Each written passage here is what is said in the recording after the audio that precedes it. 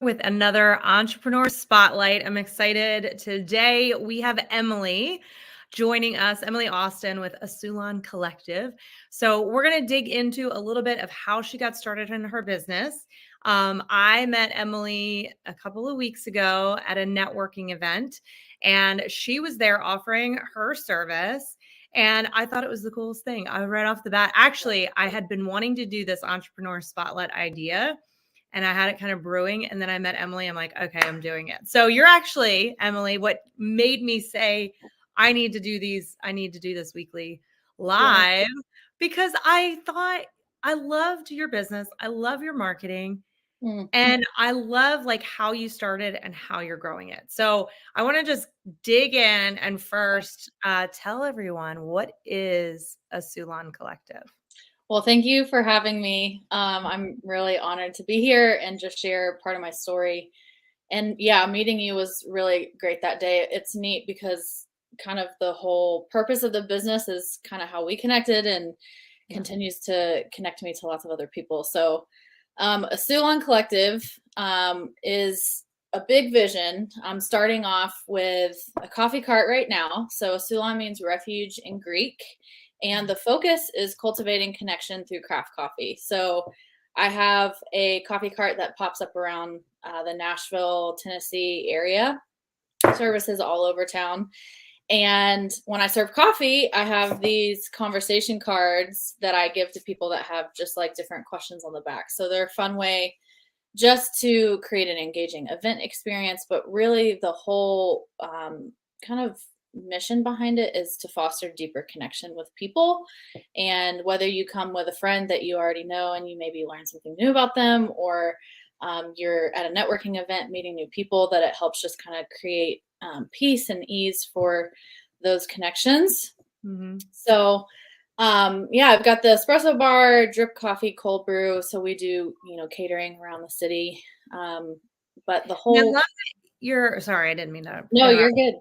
I love that you're like a pop-up. Yeah. Like I've seen the coffee, of course, there's coffee shops. I've seen the coffee trucks, like the food truck type style. But yours is right now, you have a cart that you get to go around to different events. So people bring you in, like the networking event I was at. You were there serving coffee just for tips. I'm assuming they paid you to be there and paid for that. But it's so nice because you had craft coffee, like you said, great coffee, and you dropped those conversation cards. And I loved hearing your vision. So what was the very beginning? Like, what was your first thought of like how you're going to get started?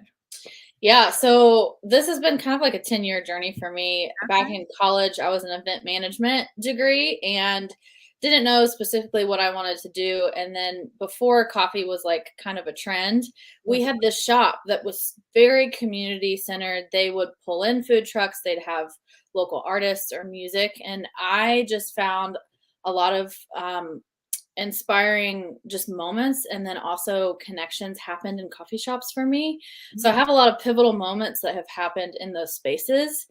And so I think it just like sparked something in me in college where I saw that constantly happening.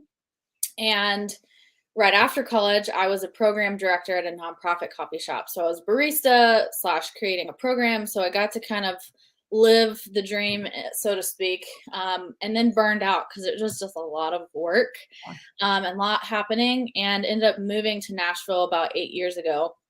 I've been in program management, event industry just over the last few years. And then this started kind of like stirring in me again. And it was interesting because I thought it was a dream that had kind of died off. So I wasn't really thinking about it in the future. But it kept coming back and coming back. And so January of 2020 is when I was like, okay, I'm going to do it. The name came to me and just was thinking about, what would I want to create one day? What would I want a space to feel like and people to experience? And when you named the company, you were thinking not step one, you're thinking vision way down the road. Yes. I love Yeah, that. so it's funny because I spent most of 2020 with like long-term vision. And then the pandemic hit. And Mhm. so I was like, well, this is interesting timing. And we watched kind of everything shut down. Events were not happening.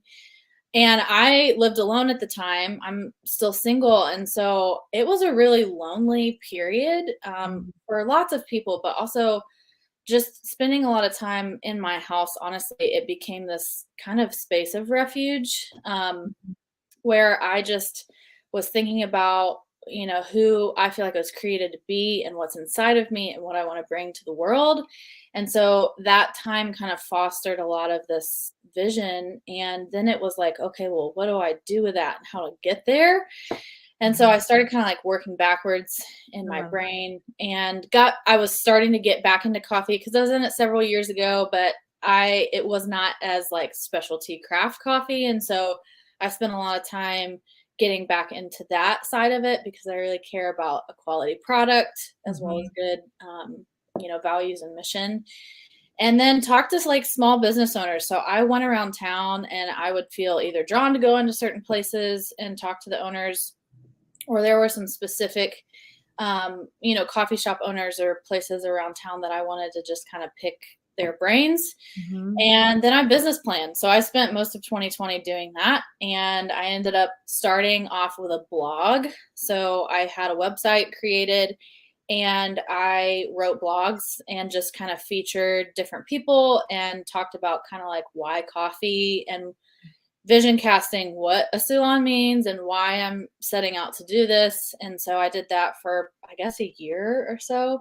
Mhm. And then it was like, okay, like let's start with a cart. Start small because I really want to build well to scale wisely. I don't want to get over my head too Yeah. quickly. And it was like, okay, well, what I have, what can I use, and what can I, maybe put a little bit of investment into it because I really care about the details and intentionality and branding and logo and, Yeah, the your cart colors. is beautiful. It's not just a cart. Like, it's Yeah. like, and I feel like and it hits your target market too, right? Thank you. That's encouraging. And something to share about that actually is when I was planning some of those details, my cousin is a graphic designer, so she helped me put together kind of the brand package.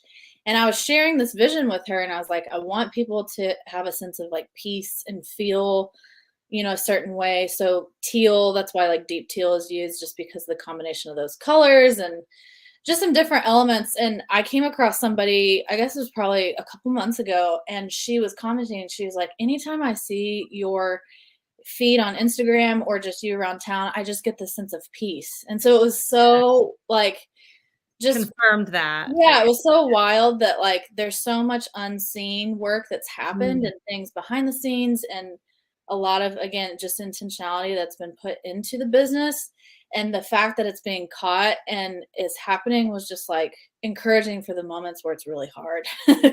um, so yeah, then I launched in August of 21 a coffee cart, and like you said, I pop up around town for events and was growing on the side to a full-time job. So I was working a full-time job. It went fully remote during the pandemic, and then doing events on the weekends or like early mornings or evenings.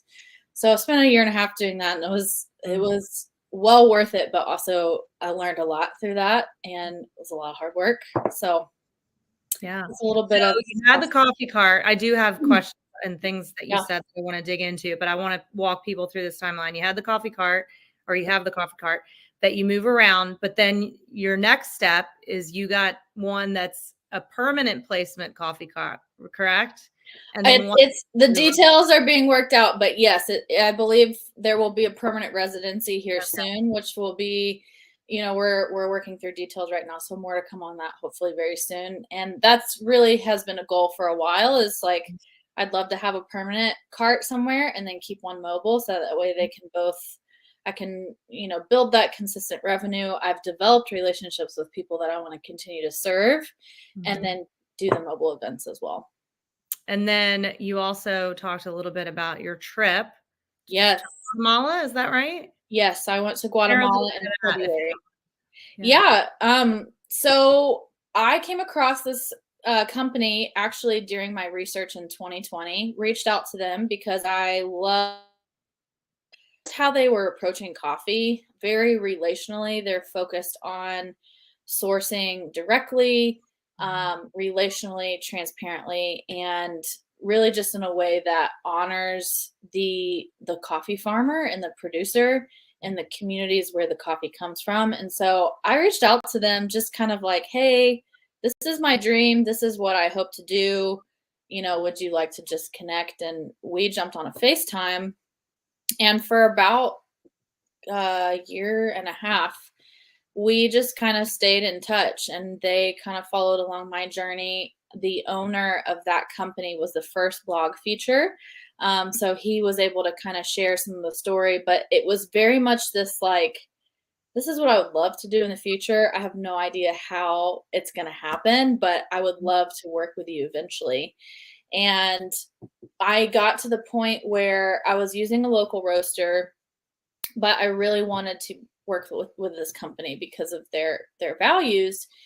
And so I found a local roaster who would be willing to toll roast, which basically means they do the service side of like the roasting, but it's the coffee that I import through this company, or Right. I work with an import company. And so we're all kind of like these creative, collaborative relationships coming together to be able to provide this coffee. And so I had the opportunity to go in February, and I think it really just deepened this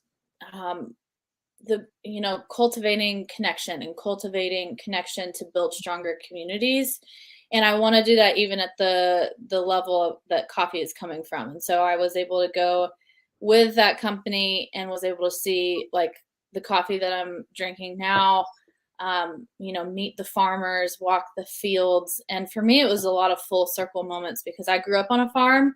And so I think it was neat to see coffee farming happening at the origin, but then be able to shake hands and sit actually in these farmers' homes and learn about their lives. And they are very much kind of the theme of that week, which was unexpected, is we are in this together and we are doing this together. And I can't do what I do without you, and you can't do ultimately what you do without us. And we all are, trying to do coffee in a way that is doing it in a way that's honorable and sourcing well, but also providing a good product. And so they are in Guatemala, same as us, they're entrepreneurs trying to impact their communities and just bring a good product. And so it was a really impactful week, just to be on the ground and then be able to bring it back here and say, this is the coffee you're drinking. These are the people. And yeah, like you're more personally tied to the success of your company, not just for your own success, but for them as well. Yes. Yeah. Absolutely. I love that. And I love that you're Asulon Collective, because it really is, like you just said, it is a collective, right? It's so many different people along the journey that make up the experience that you're now creating with your coffee company. A couple of things that I just wanted for you guys listening. First of all, drop in the comments, is Emily not amazing? Oh, Like, you just have a heart. That's why when I met you, I was like, I want to interview you, because your intentionality, you use that word literally as I was thinking it, but your intentionality in the building of your brand, you can tell it's deeply personal to you. And so many people out there trying to build businesses, and they hear this different training and these things and think they have to be this pushy salesperson sometimes. And like, when you are in love with what you do and you're intentional with what you do, you don't even have to sell. Like, I guarantee anyone watching this, Emily, wants to go buy your coffee. Like, just from the little bit you've shared, because your heart and your passion for it shines through. A couple of things that for those people watching, I want you guys to take in is that she worked backwards from a vision, right? This big vision in the future, and then working back, what can I start doing today? I think so many times entrepreneurs or people that want to be entrepreneurs have this big vision, but they don't know how to reverse engineer it to something they can start now. And they just think, when I have $1 million, when I find investors, when, instead of going, what can I start with today? Yeah. to see the vision come alive. And I love that you reverse engineered that. And I have Yeah, I think it can get overwhelming. Like Mhm. with a big vision, I think I honestly probably could have started sooner because I spent so much time trying to prepare and like, am I ready? Can I do this? And it got to the point where it's like I almost had more fear of not doing it, and that's what drove me to step out because I was like, in 20, 30 years, if I look back on this time and I never did it because I was scared, which I am. Like I've had to like move through fear in this process, but to me it was almost like more worth it to at least try and see what happens. And the fear of like, well, if I'm always waiting and waiting for that perfect moment, like you said, what do I have now and what can I do right now Yeah. and work to that vision? Yep, So, absolutely. Yeah, I have a big, crazy, scary vision for my life, and I felt like it was God inspired. Like in 2019, I was driving in the car and mm, out of nowhere. It's so funny because I had yeah, confirmation of this yesterday. I was listening to a podcast, and this pastor was talking about like, how do mm, you know when God's talking to you? And he goes, I'll tell you, I know when God's talking to me because I have something come out of nowhere. I'm not thinking about that. I'm not yeah, like, I'm nowhere in that mindset, and all of a sudden something comes out, and mm, that's literally what happened to me. I was driving, I was yeah, seeing music on the radio, and all of a sudden I heard, "You're gonna build this." And mm, I was like, "Say what?" I called my mm, best friend. I was like, "I'm just telling you, this dropped out of nowhere. It had to be yeah. God because I don't like my brain wasn't even there." Oh, I love And that. then I was like, "How the heck is that gonna happen?" Yep. But instead, I just took the next right step, right? And Mhm. I was like, is this next step aligning with the vision that I know has been put in my heart, or does it not? If it Yes. doesn't, I'm not doing it. If it does, I'll take the step. And Mhm. it's been so cool to see how Mm, things I didn't even know exactly how it would tie in, but I knew it was the next right step are literally the setup. Like it's the setup for the big vision, you know? mhm. Yep. And then there's no arrival. When you have a heart like yours, right? Like once you get to that vision, right? Then you might be like, Mhm. it's expanded, right? It keeps getting bigger. Yes. And Yeah. another thing that I love about you is I feel like you really have used your intuition Mm, or that inner voice inside of mm, you to lead you because you said it kept popping up for you. It kept popping up for you, mhm. right? Like, Yeah. and with you with the farmer, right? Like Mhm. following that heart of that prompting in our spirit that sometimes we don't know where it comes from, right? And sometimes we struggle trusting it. But I love that you've listened to that intuition Mhm.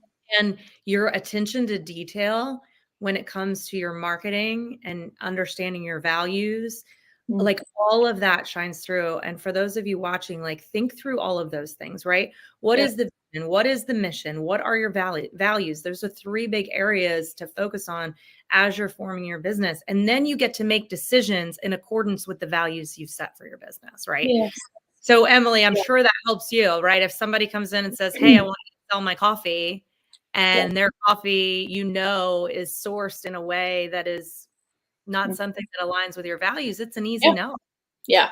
It helps create kind of like a grid framework for what do you say yes to, what do you say no to, and that's hard. Like learning to say no has been something I've had to grow in this season because I think it was unexpected the amount of like potentials or different opportunities or doors that you could walk through and really learning like fighting to focus was a big Mhm, thing my first year of business because it was like I could go all these different directions, but if I don't know who I am and why I'm doing what I'm doing, if I don't stick to that, then you could be derailed. And I think it's all used. Like I've seen that happen in my life before, but I think focus was a big thing that first year, for sure. Learning to make decisions and kind of just move forward in them mhm. as your, like you said, discernment or intuition, and that kind of is guiding you as well.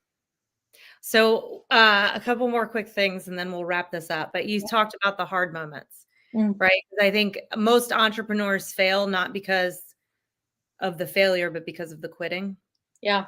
right? Allowing the failure to cause you to quit. I feel like the only true failure is quitting when it's something Mm, you're called to do.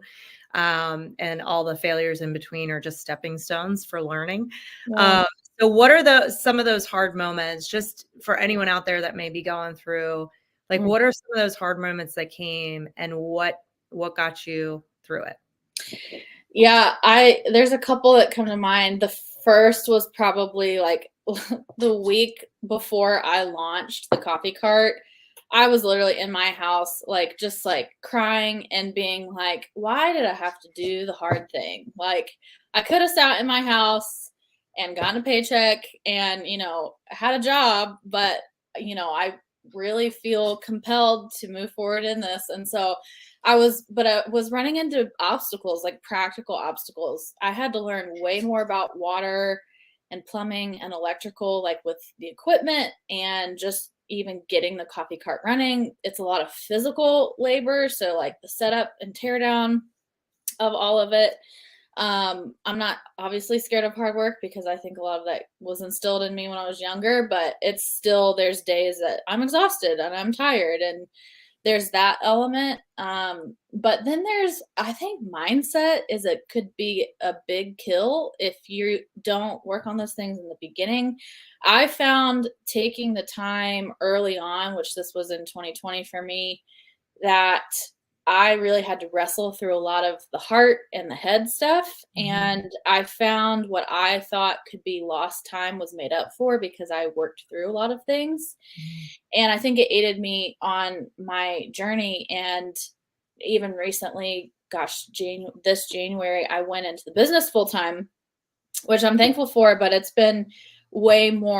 brought more challenges than I expected mentally, because I had an ability to, grow without pressure, so to speak, for the first year and a half. And I always said, like, to me, success was like being at the right place at the right time, talking to the right person. It wasn't monetary, even though, yes, you have to make profit, but really it was more about the person and those moments.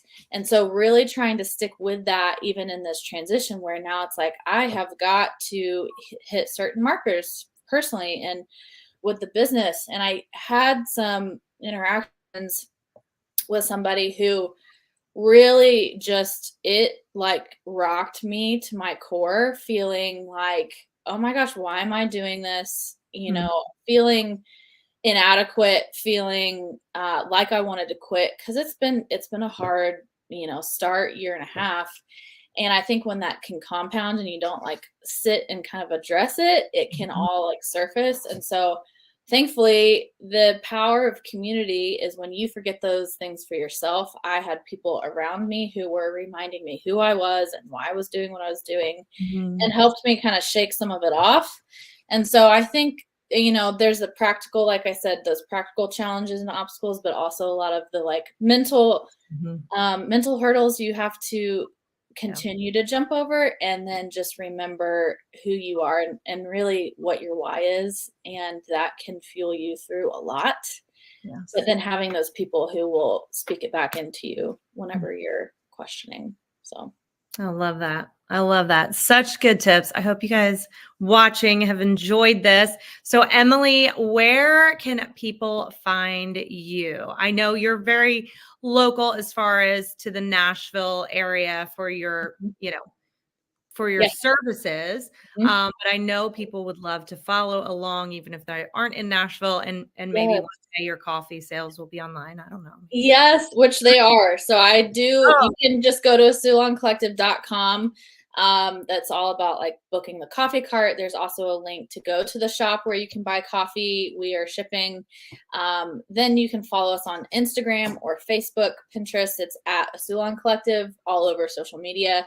Instagram stays pretty up to date with where the events are around town, if there's any pop-ups, and then news as far as a residency and things like that will be coming through. So I would love to connect with you all, follow us for the journey. And then even if you're in the local area, we'd love to serve you coffee and connect and just chat and get to know you more. Awesome. And I spelled that right? Yes, you did. And thank you for having me. You're welcome. Thanks so much for being here, Emily.